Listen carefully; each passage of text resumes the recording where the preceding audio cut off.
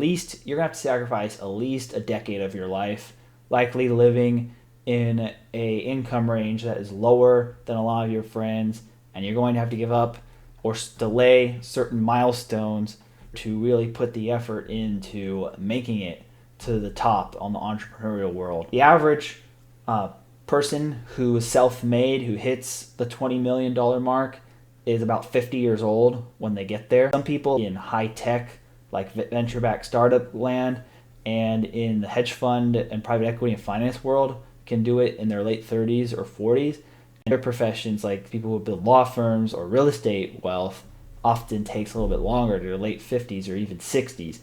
I want to give you a realistic time frame.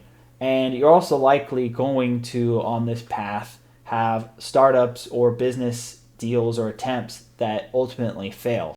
From personal experience and also with my entrepreneurial peers, it's very rare that your first business is the one that takes you to the top. If you understand that ahead of time, and then the general rule of entrepreneurship is everything will take you 4 times as long and cost you 4 times as much as expected, you will have a better idea of what you're getting yourself into and if it's something you really want to do. The first key step to this, as you probably can tell, that if you really want to truly get rich, is you need to be an entrepreneur and start your own company. But how do I get to the point where I build a business that somebody's going to want to buy in 10 years to create that exit event?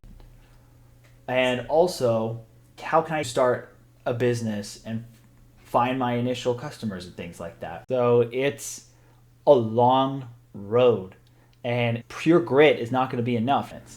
If you want a young family, it's going to, unless if your spouse is willing to work and cover most of the living expenses while you're pursuing your startup, it makes it a lot harder for you to have a family at a young age, because either one, you can't really afford to support a family by yourself if you're a startup, or two, if your spouse is resentful of the fact, and they might, because they see that you're not getting any traction for 2 or 3 years, and they say, oh, he might never make it.